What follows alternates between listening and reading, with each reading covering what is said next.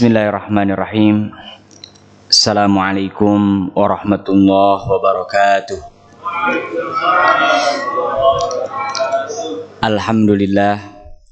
Alhamdulillahi rabbil alamin.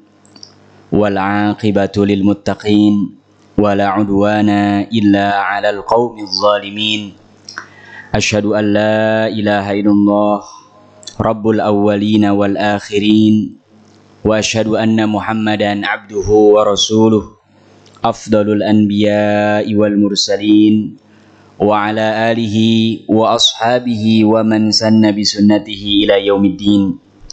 Amma ba'du, qala Allah ta'ala fi kitabihil karim, ya ayyuhalladzina amanu taqullaha haqqa tuqatih wa la tamutunna illa wa antum muslimun. Alhamdulillah, Bapak Ibu kaum muslimin, muslimat, rahimakumullah, kita masih diberikan kesempatan, kenikmatan untuk bisa melaksanakan sholat maghrib berjamaah. Ini adalah kenikmatan yang agung, yang besar, yang harus kita syukuri. Kita berdoa mudah-mudahan semua amal ibadah kita termasuk sholat maghrib barusan semuanya diterima oleh Allah Subhanahu wa Ta'ala. Salawat dan salam kita perbanyak, sampaikan ulang-ulang dalam keadaan berdiri, duduk, senang, susah. Kita bacakan, sampaikan, haturkan kepada Rasulullah Sallallahu Alaihi Wasallam. Mudah-mudahan kita membaca salawat ini bagian daripada ittiba dan bahkan mahabbah kita kepada Rasulullah Sallallahu Alaihi Wasallam, yang bukan karena Muhammadnya, tapi karena memang ini adalah orang yang dipilih oleh Allah Subhanahu wa Ta'ala untuk menyampaikan risalah Allah Subhanahu wa Ta'ala kepada umat manusia di akhir zaman. Ma'asyiral muslimin yang dirahmati Allah Subhanahu wa Ta'ala, di pertemuan-pertemuan yang lalu kita sudah membahas tentang pentingnya belajar akidah, dan dalam bab akidah tidak bisa diwakilkan. Ya, jadi kalau akidah ini urusannya personal. Kalau ibadah ada beberapa yang boleh diwakilkan. Haji umpamanya boleh diwakilkan, ya, bahkan puasa dan lain sebagainya ini masih ada yang boleh. Tapi kalau akidah, para ulama secara tegas mengatakan wa awwalu wajibin 'alal insani ma'rifatul ilahi bistiqani. Kewajiban pertama bagi semua insan, manusia, kita ini insan apa bukan? Insan, ya. Apa? Ma'rifatul ilah bistiqan, mengenal Allah dengan keyakinan yang tidak ada keraguan sama sekali, ya. Jadi ini sangat penting dan urgen sekali kita mempelajari akidah. Termasuk pada malam hari ini kita akan membahas tentang al-iman bi uluhiyatillah, ya, beriman akan uluhiyahnya Allah Subhanahu wa Ta'ala. Apa itu uluhiyah? Bahasa lainnya disebutnya dengan ubudiyah. Ya, jadi orang mukmin setelah kemarin beriman dengan rububiyah. Allah adalah Al-Khaliq yang menciptakan. Ar-Raziq, apa Raziq? Yang memberikan rizki. Ya, rizki itu apa? Semua yang memberikan manfaat kepada makhluk Allah itu rizki. Nafas dan semua. Ya, dan bahkan Al-Mudabbir yang mengatur. Dari mulai kita tidak ada menjadi ada sampai nanti kita wafat, dan nanti bahkan kita akan dibangkitkan di padang mahsyar. Ini adalah keesaan Allah Subhanahu wa Ta'ala. Nah, kalau uluhiyah ini tidak ada yang berhak disembah dengan benar, dengan hak kecuali siapa? Allah. Ya. Kenapa? Karena kalau di tauhid yang pertama, tauhidur rububiyah, kemungkinan besar semua makhluk percaya dan beriman. Ya, makanya kita menemukan beberapa ayat Al-Quran sampai Fir'aun. Ketika di akhir hayatnya ditenggelamkan, dia mengatakan, amanna bi Rabbi Musa wa Harun. Sekarang kami beriman nih kepada Rabbnya Musa dan apa? Tapi nggak bermanfaat. Kenapa? Orang sudah tinggal nunggu sakaratul maut, ya. Sudah tidak diterima oleh Allah Subhanahu wa Ta'ala. Bahkan ini supaya menjadi pelajaran, Fir'aun ini jasadnya diawetkan, ya, dengan izin Allah sampai hari ini masih ada. Ini supaya menjadi peringatan. Ini loh, orang secongkak Fir'aun saja kalau berhadapan dengan Allah Subhanahu wa Ta'ala ujungnya dulu bahkan dituhankan, bahkan mengaku Tuhan, sekarang hanya sebongkah jasad yang tidak bisa apa-apa, ya. Nah, ini tauhid uluhiyah, kata pengarang kitab ini yaitu Syekh Abu Bakar Al-Jazairi, seorang muslim yu'minu bi uluhiyatillahi ta'ala li jami'il awwalina wal akhirin. Harus beriman kepada uluhiyahnya Allah, tidak ada yang berhak disembah dengan hak kecuali Allah, dari mulai makhluk pertama sampai nanti makhluk yang terakhir. Ya, jadi inti ajaran para nabi, para rasul dari awal sampai akhir apa? Sama, tauhid. Dan di antara bagian daripada tauhid ini adalah tauhid uluhiyah atau tauhid apa? Ubudiyah. Wa annahu la ilaha ghairuhu. Dan sesungguhnya Dia Allah, tidak ada ilah selainnya. Ya, nah ini yang dimaksud dengan menafikan ilah selain Allah Subhanahu wa taala. Karena faktanya di lapangan ada nggak yang disembah selain Allah? Banyak.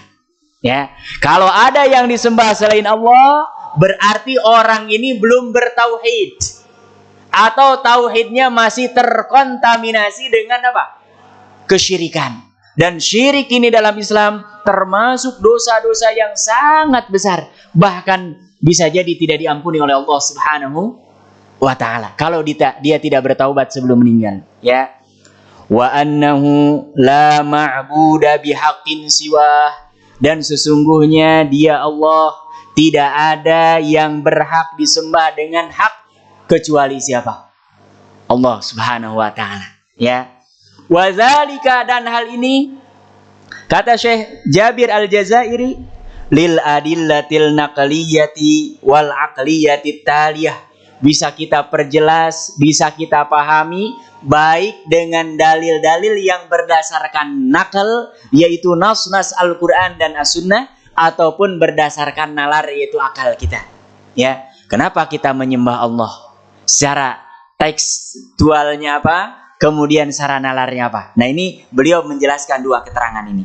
Yang pertama, kata beliau, al-adillah an-naqliyah, adapun dalil-dalil yang dinukil, diambil, disadur daripada ayat-ayat Al-Quran dan hadis-hadis Rasulullah SAW, jumlahnya sangat banyak. Ya, bahkan para ulama tafsir menyimpulkan inti daripada isi Al-Quran dari mulai surah apa pertama? Al-Fatihah sampai yang terakhir surah apa? An-Nas, itu hanya 3. Ya, yang pertama adalah tentang tauhid, yang kedua adalah tentang ibadah, dan yang ketiga adalah tentang apa? Muamalah atau akhlak. Ya, dan bahkan secara tegas-tegas yang sering kita baca dan bahkan menjadi rukun dalam sholat, surah Al-Fatihah. Apa yang kita baca? Iyyaka na'budu wa iyyaka nasta'in. Ya, nah ini yang belajar bahasa Arab ini ada pelajaran namanya balaghah. Bahasa Indonesianya disebut semantik. Ya, itu secara aturan peletakannya, kenapa iyyaka duluan, gak na'budu duluan? Padahal idealnya harusnya fiilnya di depan, maf'ulnya di belakang. Ya, kata kerjanya di depan, kemudian objeknya disimpan di belakang. Saya memukul, saya membeli baju, gitu. Kalau ini bajunya dibeli oleh saya. Nah, ini dalam bahasa Arab, ya, ada perbedaan antara makna yang pertama dengan makna yang kedua. Nah, coba kita tanya ini. Yang sering mendengar terjemahannya, iyyaka na'budu wa iyyaka nasta'in, apa itu terjemahannya itu? Halo? Ini bukan khutbah Jumat ini. Ya, betul tadi ini ya. Hanya, itu ada hanya. Dari mana itu muncul hanya? Kalau nggak belajar balaghah, nggak belajar bahasa Arab, itu nggak mungkin bisa menerjemahkan, ya, kecuali kalau lihat terjemahan Al-Quran sampai muncul kata hanya. Nah, ini ya, makanya penting sekali ini belajar apa? Bahasa Arab. Ya, penting sekali belajar bahasa Arab karena akan mendapatkan ilmu-ilmu yang tidak didapati oleh orang yang tidak bisa memahami bahasa Arab. Saya mendoakan mudah-mudahan kalau yang sudah mulai belajar atau pernah belajar, mudah-mudahan ilmunya bermanfaat. Dan yang belum, seberapapun kita mampu, kejar. Ini mudah-mudahan nanti jadi bukti di hadapan Allah. Ya Allah, saya pernah berusaha. Walaupun yang namanya sampai atau enggak, memang itu kadang-kadang ilmu adalah pemberian dari siapa? Allah Subhanahu wa Ta'ala. Boleh jadi ada yang berpuluh-puluh tahun dia belajar, dapatnya sedikit. Ada orang belajarnya sebentar, dapatnya banyak. Hadza min fadli Rabbi. Ini semua adalah pemberian dan anugerah dari Allah Subhanahu wa Ta'ala. Ya. Jadi ini dalil-dalilnya banyak. Dan salah satu di antaranya tadi, kemudian ketika kita membaca di surah Ali Imran ayat ke-18, Allah Subhanahu wa Ta'ala berfirman, Syahidallahu annahu la ilaha illahu. Allah sendiri ini yang mengatakan, ya. Makanya kemarin ada yang bilang, nggak ada itu Allah dalam Al-Quran. Ini gimana ini? Nggak ada Allah dalam Al-Quran. Itu semuanya inti daripada Al-Quran itu bagaimana Allah mengenalkan kepada kita. Di antaranya adalah salah satunya ayat ini, ya. Syahidallah, Allah bersaksi, annahu, sesungguhnya dia la ilaha illallah. Tidak ada ilah selain siapa? Dia Allah Subhanahu wa Ta'ala, ya. Wa ulul ilmi qaiman bil qis. Bahkan orang-orang yang berilmu, kalau dia berpegang teguh kepada al-qis, ya, yaitu keadilan, benar, tidak condong ke kanan dan tidak condong ke kiri, itu semua akan mengatakan la ilaha illahu. Tidak ada ilah kecuali siapa? Allah Subhanahu wa Ta'ala azza wa jalla, al-azizul hakim, yang maha perkasa lagi maha bijaksana, Allah Subhanahu wa Ta'ala, ya. Jadi ini Allah Subhanahu wa Ta'ala bersaksi untuk dirinya sendiri, ya. Dan kalau kita pakai nalar, kalau ada, ya, ilah yang disembah lebih dari satu, repot, ya. Mungkin ini lihat yang adik-adik, lihat bapak dan ibunya, ya kan? Itu kadang-kadang pasti aja ada perbedaan, apa selalu sama? Pasti ada perbedaan, ya. Makanya secara logika saja, kalau ada yang disembah selain Allah dan kita meminta kepada semua itu, ya. Pas kita umpamanya, ya Allah, lagi Sisko minta hujan, kata yang lain, ini ada yang minta yang lain yang panas. Jadi bingung, ribut itu. Masa ada Tuhan dua berantem? Nah, tapi kalau kita ilahnya hanya apa? Ahad, as-samad, lam yalid wa lam yulad. Ya, makanya ibadah kita kepada Allah Subhanahu wa Ta'ala kalau sesuai dengan tuntunan yang diajarkan dengan risalah yang dibawa oleh Rasulullah sallallahu alaihi wasallam, yakin seyakin-yakinnya ini adalah bagian daripada implementasi keimanan dan ketauhidan kita kepada Allah Subhanahu wa Ta'ala. Atau ayat yang paling agung dalam Al-Qur'an, surat apa itu? Al-Baqarah ayat 255 yang dikenal dengan apa? Ayat kursi. Hampir semua restoran, hampir semua rumah itu ada tulisan kaligrafi dan itu tulisannya adalah apa? Ayat kursi. Ya, makanya umumnya di kita alhamdulillah ini hafal. Ya, ayat kursi umumnya rata-rata apa? Hafal, dan ini adalah ayat teragung kata Rasulullah sallallahu alaihi wasallam di dalam Al-Quran, ketika ada seorang sahabat namanya Ubay bin Ka'ab yang gandrung membaca Al-Quran. Ya, kalau kita baca Al-Quran ngantuk, kalau dia ngebaca Al-Quran ngantuk. Ya, kalau kita baca Al-Quran kelamaan itu, pegel. Kalau Ubay bin Ka'ab malah kalau nggak baca Quran kayak apa? Ada yang hilang dari anggota tubuhnya. Pernah dites, ya, saking Rasulullah Shallallahu Alaihi Wasallam mengetahui bagaimana sahabat yang mulia ini Ubay bin Ka'ab ini adalah termasuk di antara qurra sahabat, ya, qari-qari di antara para sahabat yang rajin membaca Al-Quran. Ya, pernah suatu hari mau keluar dari masjid, ditanya oleh Rasulullah, wahai Ubay, ayatu ayatin a'zamu fil Quran. Dan ini nggak dikasih tahu. Ya, makanya orang kalau yang belajar atau ngamal, apalagi sampai tingkatan amal, itu akan dapat ilmu baru yang tidak ada dalam kitab. Ya, dan ini sudah ada semenjak Rasulullah SAW. Ini Ubay bin Ka'ab ini nggak pernah diajarkan oleh Rasulullah. Ya, jadi dia tahu dengan sendirinya karena dapat hidayah, cahaya dari siapa? Allah. Sederhananya gini, Kalau kita sudah sering bolak-balik ini, masuk limus pratama, sambil merem juga kadang-kadang bisa. Ya kan? Kenapa? Sudah tahu letaknya. Ini dites oleh Rasulullah SAW. Wahai Ubay, kalau engkau ditanya, ayat yang paling agung di dalam Al-Quran, itu apa? Kemudian dia spontan, dia jawab, Allahu la ilaha illa huwal hayyul qayyum la ta'khudhuhu sinatu wala naum, sampai ujung ayat ini ya, 255.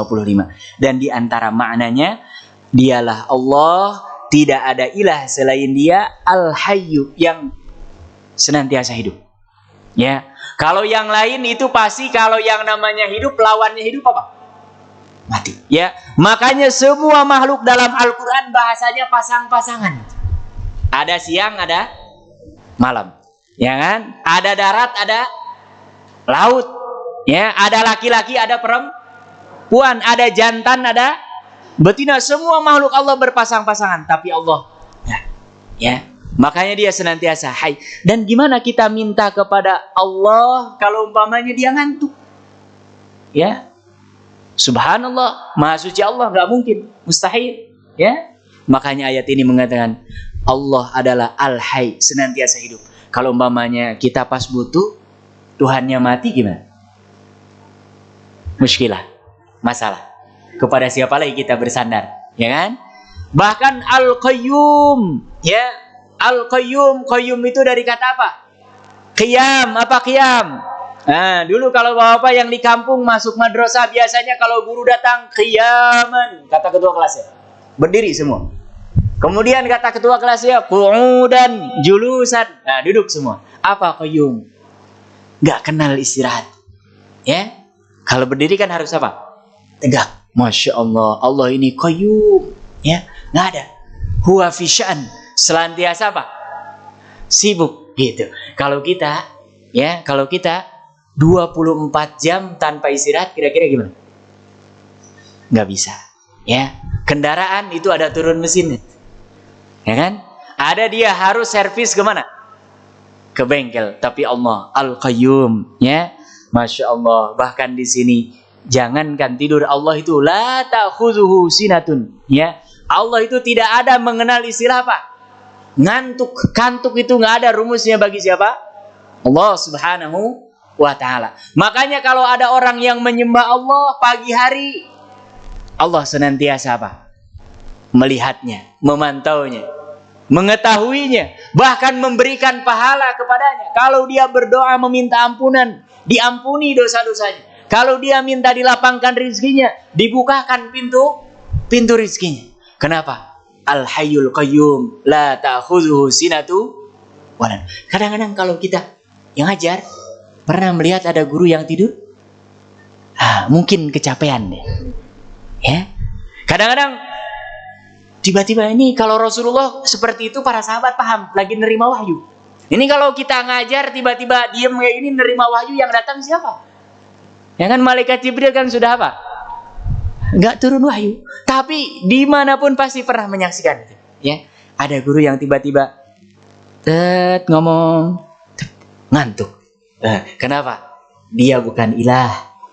Boleh jadi malamnya bergadang sehingga sampai apa? Ngantuk, ya. Tapi kalau Allah, la ta'khudhuhu sinatu wala naum, ya, tidak pernah dijangkiti yang namanya ngantuk, apalagi tidur. Kalau kita memang sebagai makhluk Allah Subhanahu wa ta'ala, bahkan ini menjadi sunnatullah, wa ja'alna al-laila libasa wa ja'alna an-nahara ma'asya. Malam itu adalah libas, pakaian, maksudnya istirahat. Siang ma'ash, mencari penghidupan, ya. Masya Allah, ini Allah Subhanahu wa ta'ala yang kita sembah, ya, adalah ilah, adalah betul-betul, ya, yang paling berhak disembah. Dengan kriteria-kriteria yang seperti ini adalah menunjukkan bahwa Allah Subhanahu wa ta'ala adalah betul-betul satu-satunya sesembahan yang wajib disembah, ya. Di ayat lain di surah Al-Baqarah ayat 163, Allah Subhanahu wa ta'ala berfirman, wa ilahukum ilahu wahid, dan ilah kalian hanyalah ilah yang wahid, satu. Ya. La ilaha illahu, tidak ada ilah selain Dia, Allah Subhanahu wa ta'ala. Dan di antara sifatnya adalah Ar-Rahmanur Rahim. Dia Maha Pengasih lagi Maha Penyayang. Masya Allah. Ya, ini kalau kita punya orang tua pengasih penyayang sudah luar biasa. Ya, makanya termasuk yang hadir di sini beruntung. Karena tidak sedikit kita membaca, ada orang baru lahiran saja sudah langsung dimasukkan ke dalam kardus. Kemudian dilempar kemana? Ke sungai. Ya, ada yang dilempar dimasukkan ke tempat sampah. Nah, ini rahmatnya berkurang. Tapi kalau Allah Rahman, Rahim, ya, itu rahmat Allah Subhanahu wa ta'ala tersebar di mana-mana dan dibagikan kemana-mana. Bahkan dalam sebuah riwayat disebutkan, rahmat Allah yang ada sekarang ini hanya satu saja. Jadi 99-nya nanti akan kita dapatkan ketika kita masuk ke dalam surganya Allah Subhanahu wa ta'ala. Ya, Masya Allah. Ini Allah Subhanahu wa ta'ala yang kita sembah. Bahkan wa qala li nabiyhi Musa alaihi salam, dan Allah Subhanahu wa ta'ala pernah mengatakan kepada Nabi Musa. Makanya di antara gelar Nabi Musa apa? Kalimullah. Orang yang diajak bercakap-cakap dengan siapa? Allah. Ini salah satu keistimewaan Nabi Musa. Ya. Jadi Nabi Musa ini ketika dikejar-kejar dari Mesir, lari ke Madian, dapat istri orang Madian gara-gara membantu. Dan Nabi Musa ini hebat, sedang susah mau bantu. Ya, kita kadang-kadang sedang senang aja nggak mau apa? Bantu. Nabi Musa sedang susah, dikejar-kejar, nggak punya tempat tinggal, ada orang susah dia bantu. Ini levelnya Nabi dan Rasul. Ya, akhirnya dinikahkan. Kata ini gimana mau nikah? Nggak punya apa-apa. Sudah. Maharnya kerja di saya 8 tahun. Kalau ditambah 10 tahun, itu tambahannya diskon. Terserah pilih. Tapi yang wajib 8 tahun. Makanya kata para ulama, mahar boleh dikredit. Mahar boleh apa? Salah satu dalilnya nih, Nabi Musa maharnya apa? Kredit. Ya, tapi jangan sering-sering kredit nih. Kita sudah nggak enak ini ya. Dari mulai depan rumah sampai belakang itu semuanya kredit. Makanya jendela rumah kita kalau dibuka itu jujur banget. Kredit. Masya Allah. Ya. Tapi itu kalau ada yang nggak mampu boleh. Tapi berat ya. Makanya umumnya di kita rata-rata yang namanya nikah, saya terima nikahnya Fulana binti Fulan, dibayar apa? Kontan. Jangan dibayar kompan ini ya. Ada yang keceplosan sampai dengan saya terima nikahnya dibayar kompan. Diulang lagi. Ya, kontan. Maksudnya apa? Nggak ngutang. Pada saat itu juga langsung diserahkan. Karena kalau kredit ini khawatir ya, kalau umpamanya yang namanya umur tidak tahu tiba-tiba nggak kesampaian, itu sampai hari kiamat kalau istrinya tidak mengikhlaskan masih dianggap apa? Hutang. Makanya paling selamat gitu. Makanya di kita karena nggak bisa mahal-mahal ya seperangkat alat sholat. Ya. Nah, karena itu sudah pasti bisa dibayar apa? Kontan, diserah terimakan. Ya, ini Nabi Musa. Apa di antara pesan Allah Subhanahu wa ta'ala yang langsung disampaikan kepada Nabi Musa ketika berada di Bukit Sinai? Kata Allah, innani, sesungguhnya aku anallah, saya adalah Allah, la ilaha illa ana fa'budni, tidak ada ilah selain saya, kata Allah. Fa'budni, maka sembahlah saya. Nah, ini perintah Allah Subhanahu wa ta'ala kepada siapa? Nabi Musa dan nabi-nabi setelahnya. Bahkan ayat yang hampir sering dibaca di mana-mana. Ya, sering dibaca di mana-mana, bahkan apalagi kalau kita mendengar di masjid-masjid yang sebagian imamnya mengeraskan zikirnya. Ya, selalu itu. Fa'alam annahu la ilaha illallah. Ya, ini apalagi di daerah-daerah itu ya. Nah, rata-rata fa'alam anna, ketahuilah sesungguhnya apa? Tidak ada ilah kecuali siapa? Allah, ya. Dan ini insya Allah ya, semua saya yakinnya di sini mudah-mudahan tidak ada di antara kita yang ternodai sedikit pun dengan kesyirikan. Jadi kita memurnikan ibadah betul-betul hanya kepada siapa? Allah Subhanahu wa ta'ala. Dan ini adalah secara nakal dan secara akal adalah yang benar. Karena kalau ada orang yang menyembah Allah dan menyembah selain Allah, ya, ini nggak ada ibu-ibu ini ya. Orang namanya madu kan manis ya. Tapi rata-rata mau nggak dimadu? Orang manusia saja nggak mau. Kenapa? Karena kalau ada dua pasti rebutan. terbagi. Ya. Tapi anehnya memang manusia kalau tidak dapat hidayah dari Allah Subhanahu wa taala, ini mana ilah yang paling penting malah mau dimadu. Ilahnya 2, 3, 4, bahkan ada yang ilahnya tergantung musim. Kalau musim rambutan ya rambutan. Kalau lagi musim duren ya apa? Duren rubah-rubah. Masya Allah. Padahal itu kita secara ini aja nggak mau.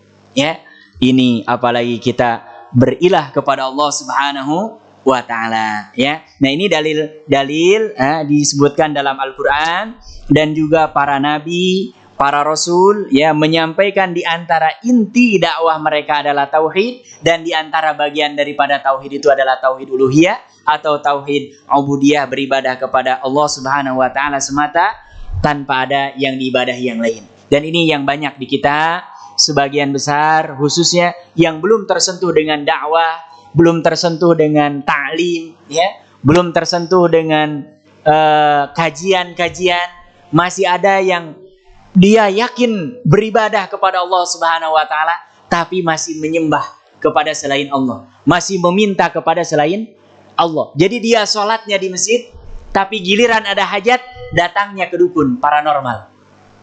Ya kan? Masih ada apa enggak ini? Nah, banyak ya. Nah, ini mudah-mudahan bagian dari tugas kita ya, untuk meluruskan, mengingatkan, semakin halus caranya semakin baik. Ya, semakin halus caranya semakin baik, karena tugas kita bukan menyalahkan mereka, tapi membantu menyelamatkan mereka supaya kembali ke jalan apa? Yang benar, jalan yang diridhoi oleh Allah Subhanahu wa taala. Kita yang menunjukkannya dapat pahala, mereka yang ditunjukkan juga insya Allah dapat pahala, dan dua-duanya mulia di hadapan siapa? Allah Subhanahu wa taala. Para nabi, para rasul termasuk memesankan ini pesan tauhid, ubudiyah dan uluhiyah kepada Allah Subhanahu wa taala. Di antaranya nabi dan rasul pertama yaitu Nabi Nuh alaihissalam. Di dalam Al-A'raf ayat yang ke-59 ya, beliau mengatakan melalui firman Allah Subhanahu wa taala, kata Nabi Nuh, ya qaumi i'budullah, wahai kaumku beribadahlah kalian kepada siapa? Allah. Ya, jadi ini Nabi Nuh tidak mengajak ibadah kepada Nabi Nuh, tapi mengajak ibadah kepada siapa? Allah Subhanahu wa taala. Ya. Dan Nabi Nuh ini Bapak, Masya Allah, kenapa sampai masuk ke dalam golongan ulul azmi? Bayangkan dakwah, mengajak, mengingatkan umatnya pada saat itu yang sudah mulai masuk di situ pintu-pintu kesyirikan. Ya. Itu 950 tahun disebutkan oleh para ulama tafsir menafsirkan ayat, ya, tidak beriman illa qalila, kecuali sedikit, itu angka yang paling besar gak sampai 100. Berarti kalau taruhlah ya, 950 tahun berarti setahun dapat berapa itu? Nggak dapat satu setahun. Tapi sabar, ya, sabar. Memang ujung-ujungnya hidayah di tangan siapa? Allah. Tugas kita menyampaikan, tugas kita memberitahu orang yang belum tahu, tugas kita menyampaikan informasi yang benar, akurat dan valid. Itu adalah berita dari Allah Subhanahu wa taala dan Rasulnya. Ya, ini pesan Nabi Nuh alaihissalam. Makanya akhirnya banyak yang tidak beriman. Kata Allah Subhanahu wa taala, wahai Nabi Nuh, ya, buatkan perahu. Buatkan perahu. Dan ini aneh, nggak masuk akal. Bikin perahu di atas bukit. Ini mau dijalankan di mana? Yang namanya orang bikin perahu di mana? Nah, di laut, pinggir pantai, ya kan? Ini bikin perahu di atas. Orang-orang semakin aneh. Tuh kan, sudah disampaikan. Nabi Nuh, orang bikin perahu di atas. Dan bahkan beratnya Nabi Nuh alaihissalam. Ya, makanya. Jadi seorang da'i itu harus sabar luar biasa. Sabar. Orang kita semakin ikhlas, semakin kita terus berusaha, bersabar, insya Allah Allah akan bukakan pintunya. Ini bayangkan istrinya dan anaknya, sebagian ulama menyebutkan namanya Kan'an. Anaknya itu sampai disebutkan dalam Al-Quran, ya bunayyar kam ma'ana. Kata Nabi Nuh, saking sayangnya, siapa bapak yang tidak sayang ke anak? Kecuali yang sudah dicabut rahmat dari hatinya. Ya, makanya kita sebagai orang tua yang paling sering cium anak, insya Allah itu rahmat Allah besar.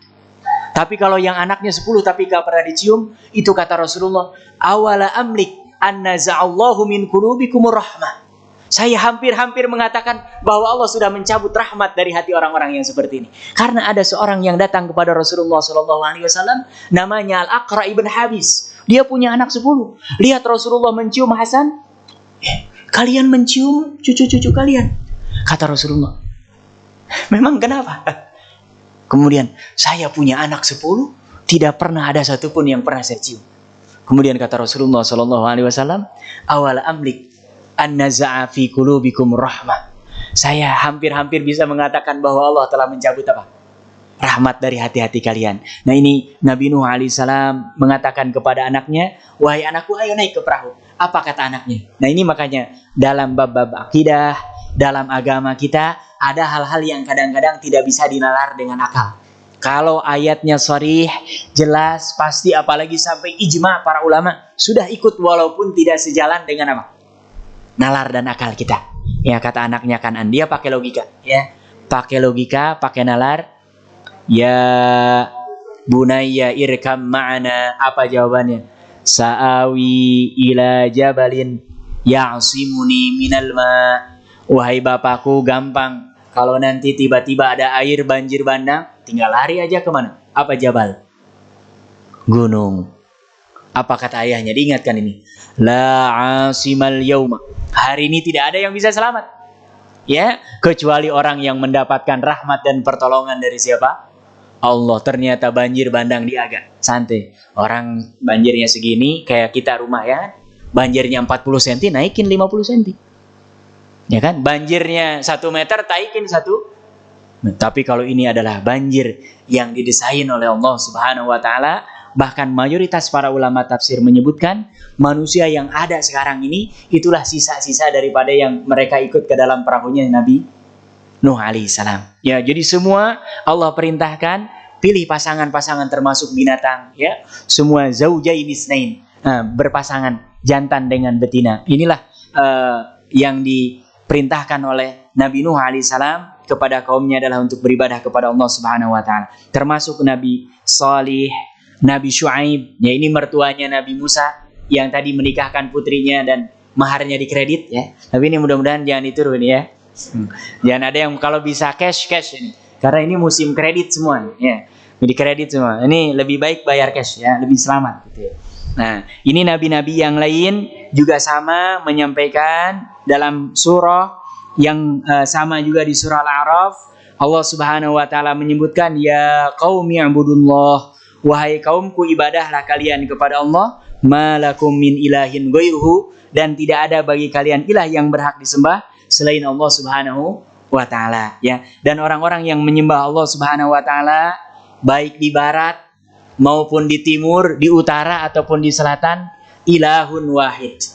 Allah adalah esa, satu, ya. Tapi kalau kita lihat orang-orang yang tersesat, apalagi sampai Tuhannya banyak, itu secara logika juga sudah tidak masuk akal, ya. Dan ini kejadian bukan hanya di kita saja, sejak para sahabat Rasulullah SAW, generasi terbaik, mereka yang pernah tercemari dengan perbuatan-perbuatan syirik, ketika masuk Islam mereka baru sadar. Bagaimana tidak? Ilah-ilah yang disembah itu kan rata-rata dibuat apa buat sendiri? Dibuat. Contoh ini, ya, yang paling sederhana, patung, ya. Banyakan kan di dunia ini yang paling banyak disembah apa? Patung, ya. Itu patung bikin sendiri, datang sendiri, apa dibikinkan dan didatangkan? Kalau orang minta kepada patung ini, padahal dia aja dibikin, itu kira-kira gimana itu? Aneh, ya kan? Aneh. Itu sama dengan orang kita yang buat, tapi malah yang dibuat suruh memperbaiki kita, kan gak mungkin. Umpamanya saya yang buat meja ini, saya sakit, meja yang ngobatin saya bisa apa enggak? Secara logika aja. Tapi ini mahalnya hidayah, ya. Makanya hidayah ini harus dijaga. Termasuk senantiasa doa kita baca bahkan dalam sholat, ya, menjadi rukun. Ihdinas siratal mustaqim. Karena kita butuh hidayah Allah itu bukan 1 jam, bukan 2 jam. Dari semenjak kita balik sampai nanti nafas terakhir kita dan bahkan sampai nanti berjumpa dengan Allah Subhanahu wa taala, kita butuh yang namanya apa? Hidayah, ya. Butuh yang namanya hidayah Allah Subhanahu wa taala. Para nabi, para rasul, ya, semuanya inti daripada ajarannya adalah mengajak beribadah kepada Allah Subhanahu wa taala. Makanya kalau ada yang menjadi pewaris para nabi dan para rasul, tapi mengajak beribadah selain kepada Allah, berarti ini keluar daripada jalur nabi dan rasul. Ya, karena ada orang yang mengajak beribadah, ya, di beberapa tempat ada yang nyembah sapi, ada yang nyembah kerbau, ada yang nyembah apa lagi? Laut, ada yang nyembah apa lagi? Gunung, apalagi? Nah, monyet, matahari, ya. Dan ini sebetulnya sudah diceritakan dalam Al-Quran, bahkan Nabiullah Ibrahim alaihissalam.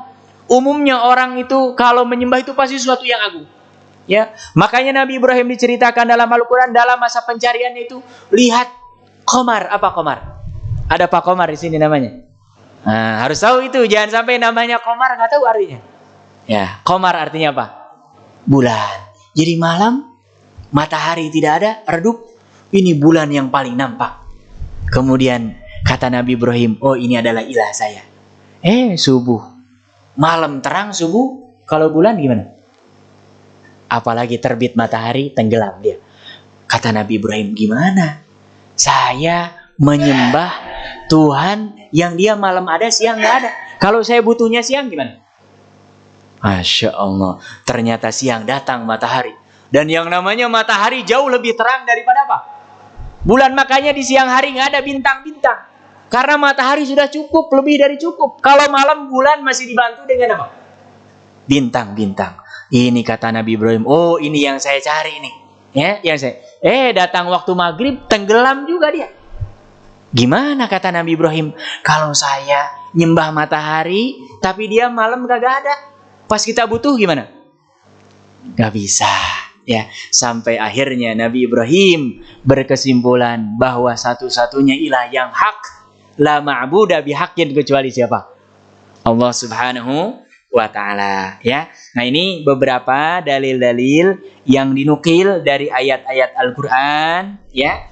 Kemudian juga hadis Rasulullah sallallahu alaihi wasallam yang masyhur, di antaranya di sini disebutkan wa kana nabiyyuna sallallahu alaihi wasallam, dan adalah nabi kita yaitu Nabi Muhammad sallallahu alaihi wasallam, yaqulu fi tasyahhudihi fi shalah, kalau masuk tasyahud dalam salat membaca apa? Asyhadu an la ilaha illallah wahdahu la syarikalah. Ya, makanya disebutnya tasyahud, karena di situ kita mengucapkan kalimat apa? Syahadat. Ya, makanya para ulama berkesimpulan dalam kitab fikih yang namanya tasyahud, apalagi tasyahud yang kedua, itu termasuk rukun. Kalau kelewat maka harus apa?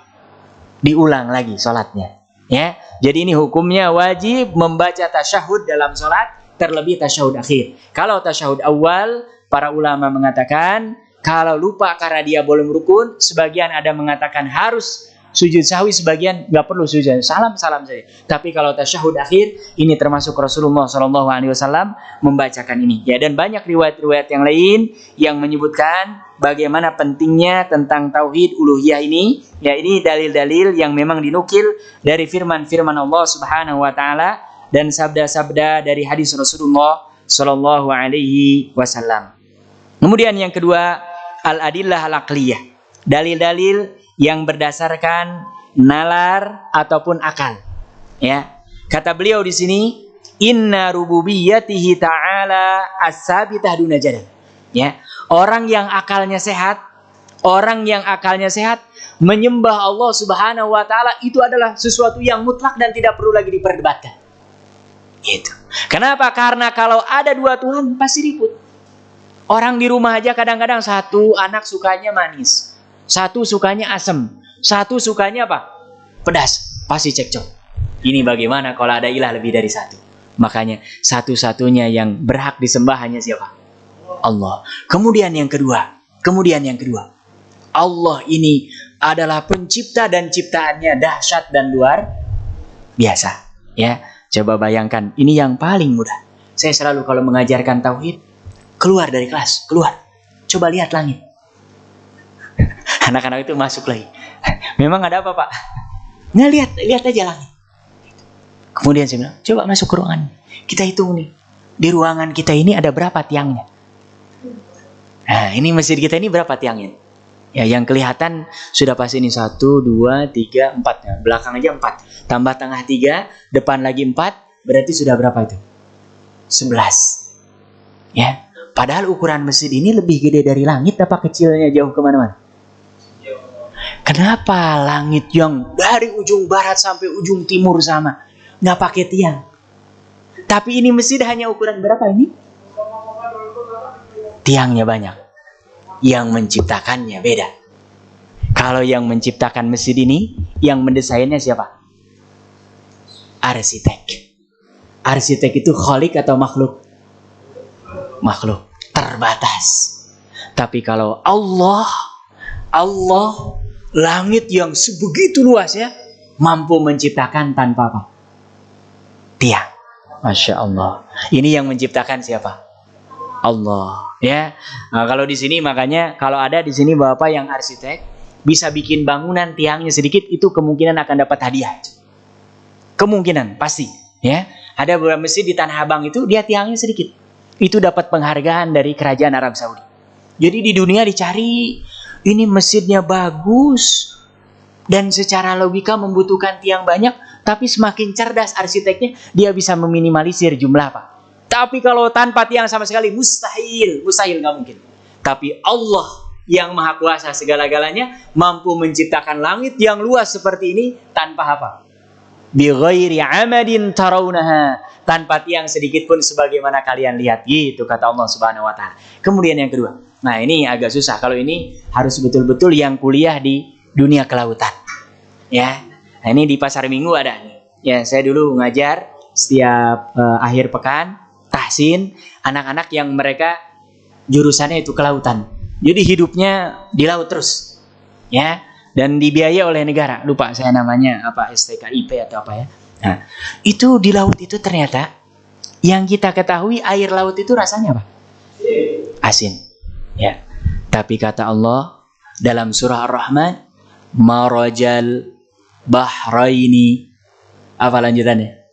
Yaltaqiyan bainahuma barzakhul la yabghiyan. Ya, air di laut ini campur dari mana-mana.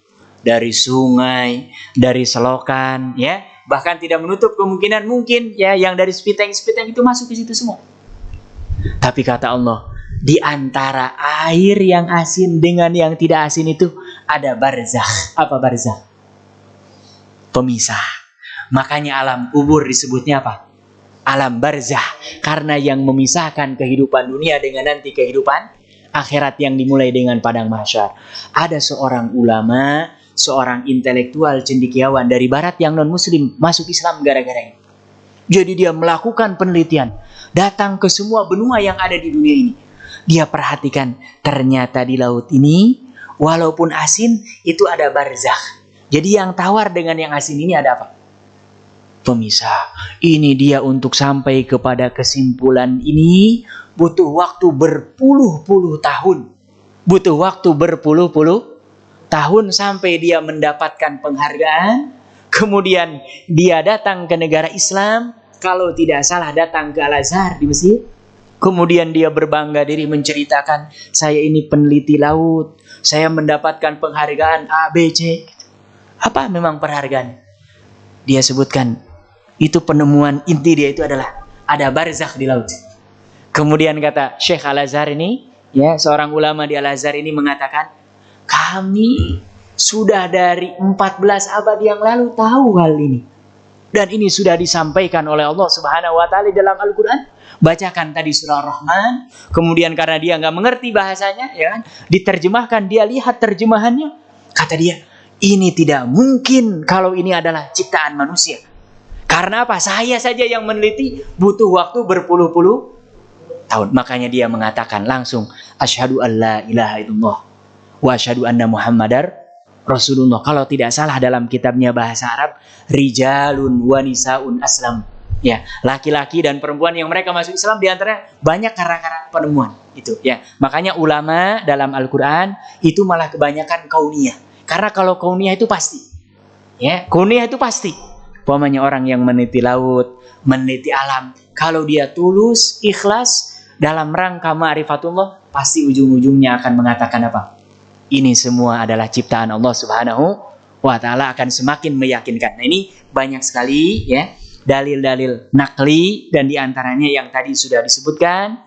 Dan semakin agung seseorang, semakin layak untuk apa? Ditaati. Ya, makanya yang namanya raja itu keputusannya absolut. Kenapa? Karena dia kerajaan, dia yang punya. Beda dengan seperti di kita di presiden. Kalau ada keputusan penting harus lewat apa?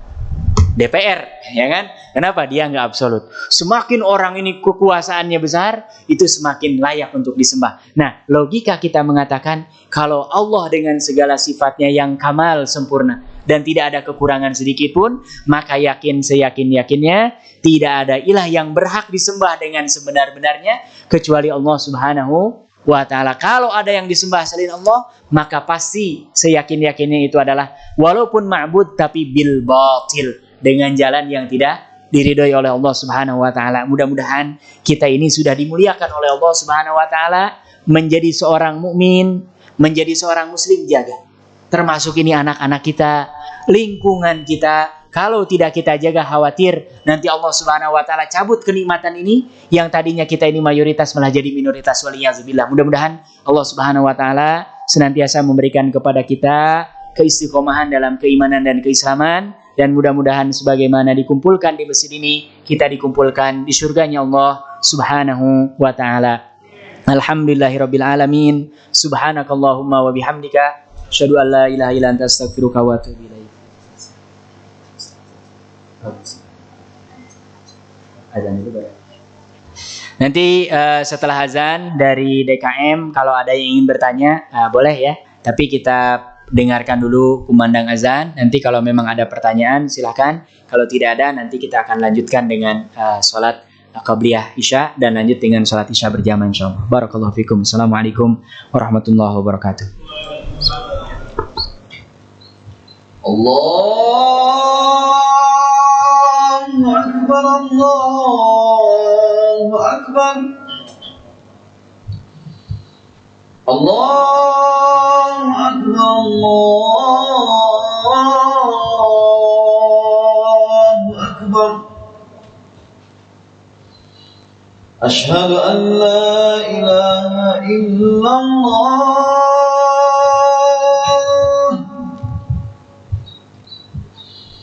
Asyhadu an la ilaha illallah.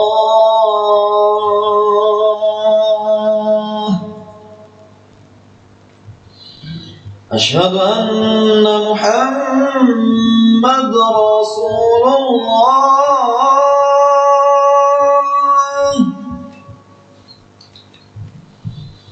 Asyhadu anna Muhammad Rasulullah.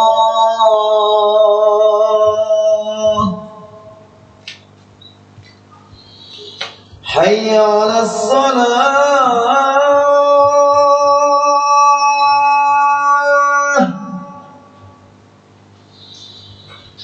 Hayya 'alas salah.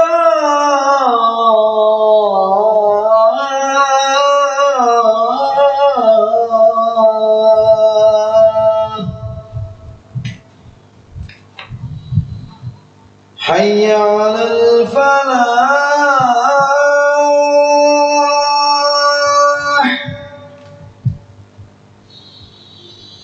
Hayya 'alal falah.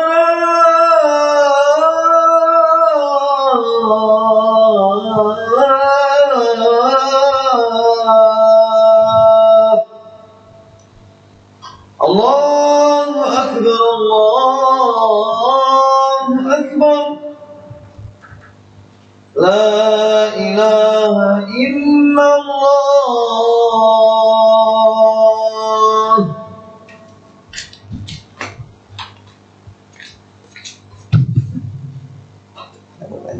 Jamaah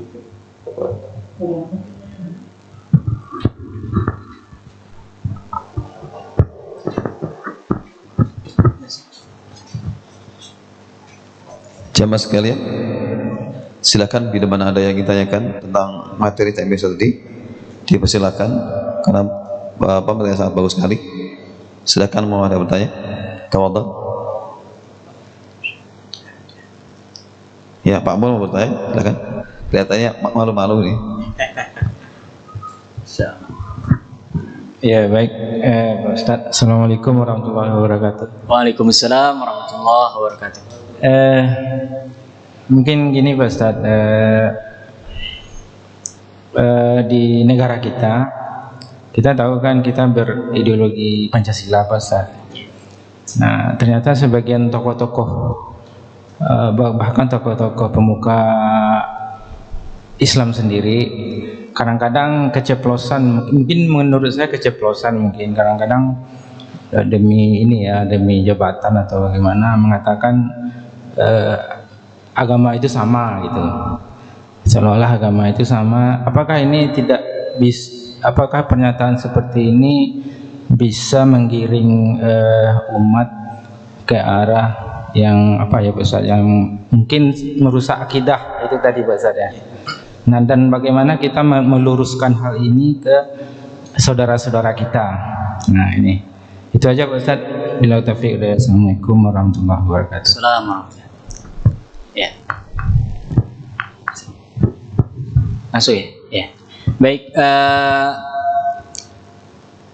anggapan atau opini, bahkan ini tesis ya, yang mengatakan bahwa semua agama sama, ini disebutnya dalam pemikiran Islam disebutnya pluralisme.